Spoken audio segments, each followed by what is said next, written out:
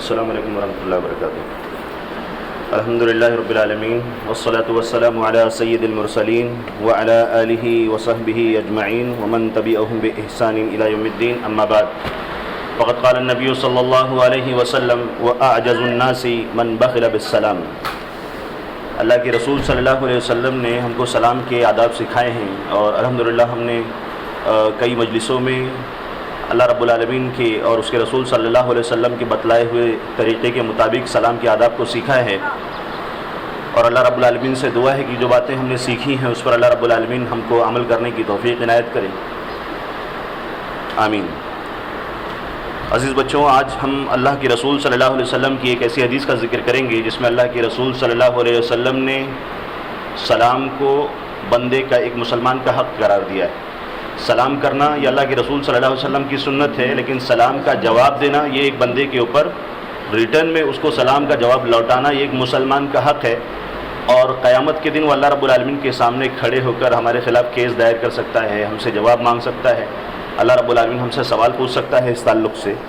ابو ہریرہ رضی اللہ تعالیٰ عنہ روایت کرتے ہیں کہ اللہ کے رسول صلی اللہ علیہ وسلم کی حدیث ہے، حق المسلم علی المسلم خمس، کہ اللہ کے رسول نے فرمایا کہ ایک مسلمان کے اوپر دوسرے مسلمان کے 5 رائٹس ہیں، 5 حقوق ہیں،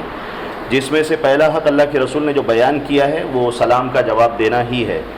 رد السلام و عیادت المریض، مریض کی عیادت کرنا، اس کو وزٹ کرنا، و اتباع الجنائز، اور جب جنازہ لے جا رہے ہوں تو اس کو فالو کرنا، اور اسی طرح سے وہ اجابت الدعوہ، جب کسی مسلمان بندے نے دعوت دی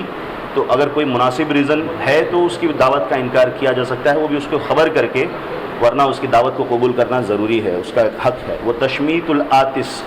اگر کسی نے الحمدللہ کہا، چھینکنے والے نے، اسنیزنگ والے نے، تو ہمارے لیے ضروری ہے کہ ہم اس کا حق ادا کریں، یرحمک اللہ کہہ کر اس کو دعا دیں۔ اسی طرح سے اللہ کے رسول صلی اللہ علیہ وسلم نے راستے کے حقوق ہم کو بتلائے ہیں۔ اللہ کے رسول صلی اللہ علیہ وسلم نے صحابہ کرام کو کہا کہ راستے پر مت بیٹھا کرو، اور اگر تم بیٹھنا ہی چاہتے ہو تو بیٹھنا ہی ضروری ہے راستے کے کنارے پر، سڑکوں پر، تو اس کے کچھ رائٹس ہیں، راستے کے روڈس کے کچھ حقوق ہیں، ادھیکار ہیں، جس کو لوٹانا، جس کو دینا، جس کو فالو کرنا بہت ضروری ہے۔ اللہ کے رسول صلی اللہ علیہ وسلم نے اس میں صحابہ کرام کے جواب میں فرمایا کہ غض البصر، پہلی بات تو جو لوگ سڑکوں پر راستوں کے کنارے بیٹھتے ہیں ان کو پہلا حق یہ ادا کرنا ہے، پہلے تو بیٹھنا نہیں ہے، اور اگر بیٹھتے ہیں تو اس کے کچھ رائٹس اللہ کے رسول نے بتلائے ہیں۔ پہلا حق یہ ہے کہ غض البصر، نظر کو نیچی رکھنا ہے، وکف الاذی، اور کسی کو بھی ہماری ذات سے تکلیف نہیں پہنچنی چاہیے، چاہے وہ ہماری آواز کے ذریعے سے ہو، چاہے ہماری نگاہ کے ذریعے سے ہو، ہماری باڈی پارٹس کے کسی بھی عمل کے ذریعے سے گزرنے والے کو، آنے جانے والے کو تکلیف نہیں ہونی چاہیے۔ تیسرا جو اللہ کے رسول صلی اللہ علیہ وسلم نے رائٹس آف دا روڈ کے اندر بیان کیا ہے، ورد السلام،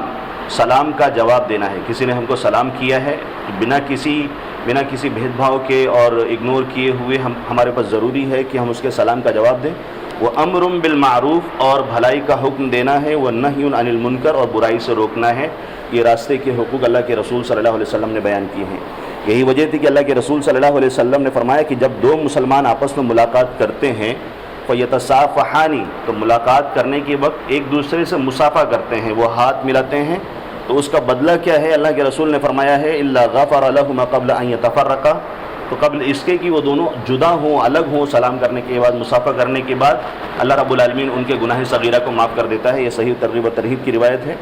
اسی طرح سے انس رضی اللہ تعالیٰ عنہ بیان کرتے ہیں کہ صحابہ کرام رضوان اللہ علیہم اجمعین کا یہ طریقہ تھا، یہ عمل تھا کہ اذا تلاقوا تصافحوا، جب وہ آپس میں ملاقات کرتے تھے تو مصافحہ کیا کرتے تھے۔ وَإِذَا قَدِمُوا مِن سَفَرٍ تَعَانَقُوا، اور جب کہیں سفر سے دور دراز ٹریولنگ کر کے آتے تھے تو آپس میں ایک دوسرے سے گلے ملا کرتے تھے۔ اور ایک حدیث جو ابھی خود مسنونہ کے بعد آپ کے سامنے پڑھی گئی، جس میں اللہ کے رسول صلی اللہ علیہ وسلم نے فرمایا ہے کہ لوگوں میں سب سے عاجز انسان وہ ہے، سب سے کمزور گیا گزرا انسان، ضعیف انسان وہ ہے جو دعا کرنے سے بھاگتا ہو، اللہ رب العالمین کے سامنے ہاتھ نہ پھیلاتا ہو۔ اسی کا ایک دوسرا ٹکڑا ہے، اللہ کے رسول نے فرمایا کہ وَأَبْخَلُ النَّاسِ مَنْ بَخِلَ بِالسَّلَامِ،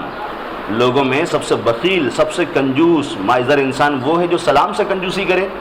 اسلام نے ویسے ہی کنجوسی کو، مائزرنیس کی برائی کی ہے، کنڈم کیا ہے،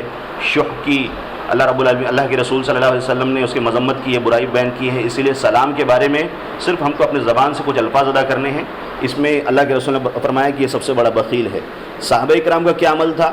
طفیل بن ابی بن کعب کہتے ہیں کہ ایک مرتبہ وہ عبداللہ بن عمر رضی اللہ تعالیٰ عنہ کے پاس آئے. انہوں نے ان کو دیکھا کہ وہ صبح مارکیٹ کی طرف نکل جاتے تھے. وہ کوئی ایسی نکڑ، کوئی ایسا گلی، کوئی ایسا غریب انسان، مسکین، کسی کو وہ نہیں چھوڑتے تھے، سب کو سلام کرتے تھے. تو ایک دن طفیل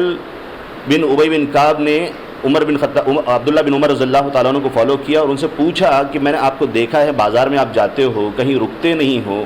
کسی بیچنے والے کے پاس رکتے نہیں ہو، کچھ بھاؤ نہیں کرتے ہو، اور نہ ہی بازار کی کسی مجلس میں آپ بیٹھتے ہو جہاں لوگ اکٹھا ہوئے ہیں وہاں ان کے ساتھ رک کر بات چیت بھی نہیں کرتے ہو، صرف جاتے ہو اور گزر جاتے ہو.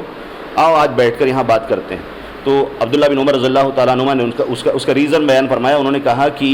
میرا صبح جانے کا مقصد یہ ہے کہ انما نغدو من اجل السلام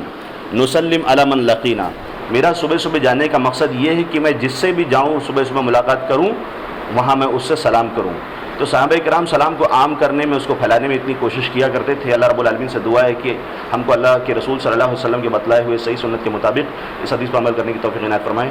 آمین. وآخر دعوانا الحمدللہ رب العالمین. السلام علیکم ورحمۃ اللہ وبرکاتہ.